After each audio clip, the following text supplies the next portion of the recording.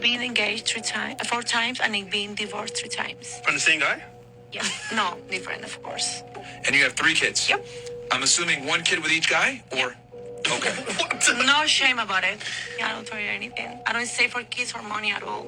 Okay. Okay. Yeah, I was just wondering, what was the longest marriage? 5 years. 5 years. And then Yeah. what was the shortest marriage? That was my longest one, and my short was 3 years. I have 3 boys. I want to go. Who has custody? Me. You have custody of all of them? Yeah, but I share my custody with them. So it's not full custody? No, because it's not my kids' fault. I will never put my kids in a position that they cannot see their dads because of our mistakes. So you think, because you think that'd be bad for the kids, right? But I thought you said you wouldn't stay married if it was for the good of the kids. Yeah, but I know. But if I'm not happy, I will not stay with my kids. Yeah, but the happiness of your kids is not something you're interested in because you already said that you wouldn't stay married for your kids. No. You got me wrong. I would say No, I got you right. No. My kids, all of them 3, talk to their dads every fucking day because I wanted to. Because it's not their fault. Right, because it's good for them to talk to their dad, right? Exactly. But it was. They need to have their parent over there, that figure. Yeah, but right? but if you're doing it for the kid's happiness, because it's good for the kid, right? Why wouldn't you stay married for the good of the kid? Because it's not fair for me to be happy. Because you're selfish. No, it's not. Because you're selfish. This is my thing with women, right? Or with people in general, I guess. Just say you're selfish. So what, right? That's the way of the world, right? These women that says that, oh, we're doing it for you think about the kids. No, you really don't. Because if you fully, truly think about the kids, right? 100% about the kids, it's about staying in the marriage. It's about a family. It's about the father having as much access as possible. Because you think about this, a broken family, where he has to only spend weekends, or he only sees kids when it's able to, right? Instead of going into the house and there's his kids, right? That is better for the kids, right? Because he can see their kids more often, and they could possibly see a dynamic where the family's going all together in, like, let's say, trips and stuff like that. So if you care about the kids truly 100%, then staying in a marriage that's what it's best for the children. So, but that's the thing what women don't say. Just be selfish, because you are. Just acknowledge that you are selfish. That's it, right? Because this is the thing where women also say, it's not a good thing to be in a toxic relationship with, for the kids. Well, it's not a good thing to, have kids in a toxic relationship. So this is the craziness and hypocrisy of women, right? Okay, it's not a good thing to stay in a toxic relationship, for the kids. But is it a good thing to have kids in a toxic relationship? Because this is ridiculous where, after you have kids, it became toxic. No, it hasn't, right? I honestly believe that is rare. That doesn't happen. It doesn't just automatically turn toxic after years of a relationship. Like 5 years. After 5 years, that, almost 6, then it turns toxic. No, that's ridiculous. Women's, view on things is just kind of ridiculous that, things just don't automatically turn toxic. Okay? It doesn't. So, and you marry the man. These are the things where there's levels of commitment, right? You were in a relationship with this man for maybe a couple years, and it was fine then. Then you found, then you accept the proposal because it was fine then. And now you be with the person, and you have a kid with a person, and then and it was fine then. And then you be with a person 5 years, and it was fine then until at the end. It just never makes sense like that. It just doesn't even happen like that. But it's like women's perception is just whack like that. Where, now it's terrible. Now it's toxic. No, that's ridiculous. So this is when, like I said, just say you're selfish. Just be blunt about it. There's no, it's more commendable if you just be upfront. Yeah, I just thought about my own happiness. I was bored or not happy anymore, or he didn't satisfy me, or whatever. It's you. It's about you. It's not about the kids. Because if it's for the kids, their happiness would be together, familyness, right? You would figure out something you would do other things to make the family work. So it's not really them. Am I the only one who is so ready to get married? I'm sick of being single. I'm sick of having to tell people, like, yes, I'm single, because I so badly want my husband. I have so much love that I'm ready to give, and I'm just ready to be taken, and ready for a ring to be on this finger once and for all. Not just engaged. Hush up. Married. I just want to be one person's. Just one. I will not step out ever. Ever. Never have, never will. Dating, talking stages, nothing. I just want my person. Is that a baby car seat? Is this a single mom? This is the thing, right? I've said this before, and I'll say it again. Dating for women is easy. Women will always find, and this is this, right? Women can find good men, right?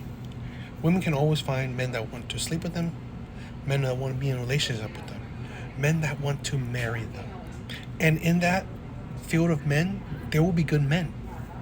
It's the things that, are these the men that they want, right? Because of women's absurd, insane standards and preferences, right? If you don't, and this is not just like height, looks, and money, right? It's also a vibe, right? If she feels a chemistry with you, if she's vibing with you. I did a video where a woman left her husband because she vibed better with another man. Another man she met for 3 days. She known for 3 days. That's the insanity of women right there. That's the thing where I don't give credence to the complaints of women when it comes to the dating market. One, because they make plenty of mistakes they don't own up to.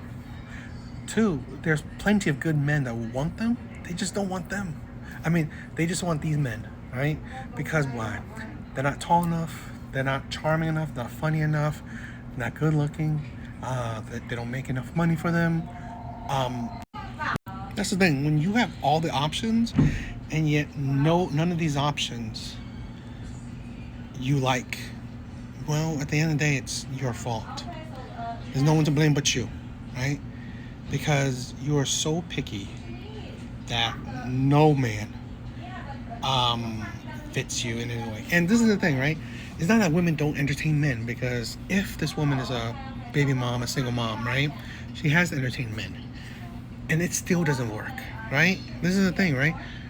Men that she don't want doesn't work. Men that she wants don't work as well. So at the end of the day, common denominator, she's the one who's at fault. She is the... It's stupid to complain when you're the reasons for all your problems, right?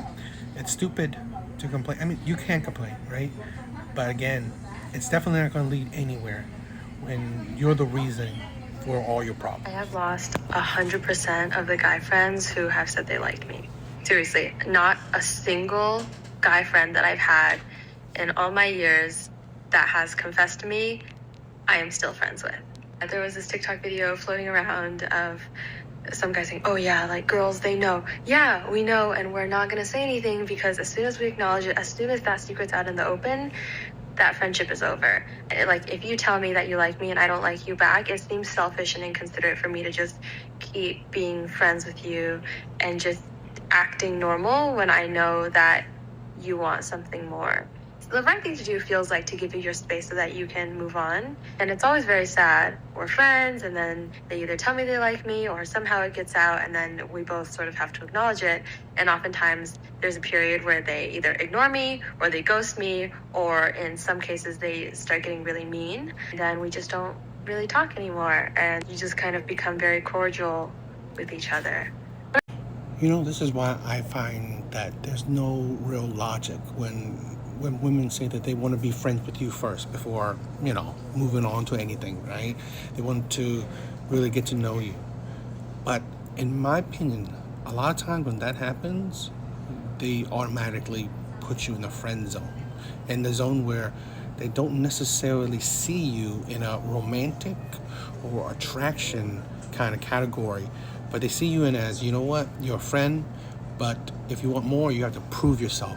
And proving yourself is so much harder, because when she's not initially attracted to you, now you have to prove yourself that you are better than someone that she's attracted to, someone, you gotta prove to yourself that you're better than the man that she would have chemistry or the spark from. It is a very uphill battle that it doesn't benefit men. So that's why a lot of men, they see the hypocrisy, or they see the craziness in being friends with women, okay? At least when you like her. If you are a man that wants to be friends with a woman but you like her, it's not a good thing, right? It's really not a good thing, because at the end of the day, is it really true friendship? Because you're not splitting bills, right? You're not really getting an equal exchange, right? Because a lot of times men don't communicate the same way as women, or have this men don't have the communication the same women, so men don't get necessarily enjoyment out of like gossiping or really deep talks, right? So I don't necessarily, and this is not all, right, I don't necessarily think it's a huge benefit, okay?